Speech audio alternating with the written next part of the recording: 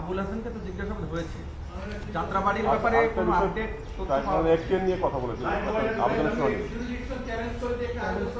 ওখানে আপনি কি বলেছেন? দেখুন এই ট্রাইব্যুনালকে বিতর্কিত করার জন্য এবং নানান প্রস্তর উদ্রেক করে আসামিরা বাঁচার চেষ্টা করবে, এটা আমরা জানি।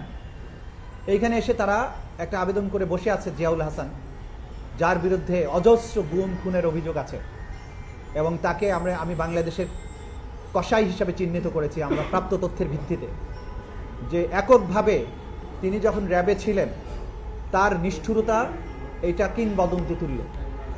জ্যান্ত মানুষের ঠোঁট অ্যানেস্থেসিয়া দেয়া ছাড়া সেলাই করা, মানুষকে ইটের বস্তা বেঁধে জ্যান্ত অবস্থায় বুড়িগঙ্গায় ডুবিয়ে দেয়, এগুলো কাজ উনি করেছেন। তিনি আবেদন করেছেন এই ট্রাইব্যুনালের নাকি এই মামলার বিচার করার ক্ষমতা নাই, এটা হচ্ছে প্রথম কথা। এবং দ্বিতীয় কথা তিনি বলেছেন যে যেসব অপরাধ হয়েছে এগুলো মানবতা বিরোধী অপরাধী নয়।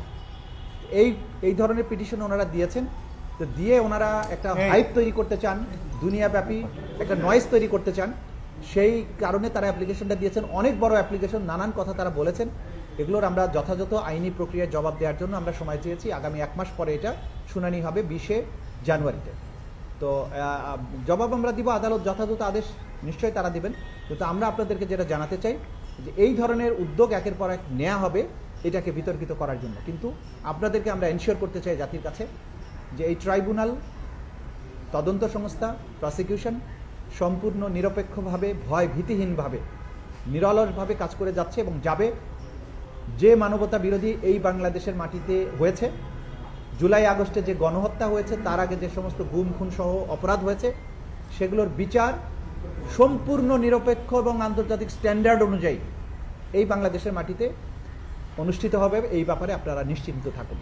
তাজুল ইসলাম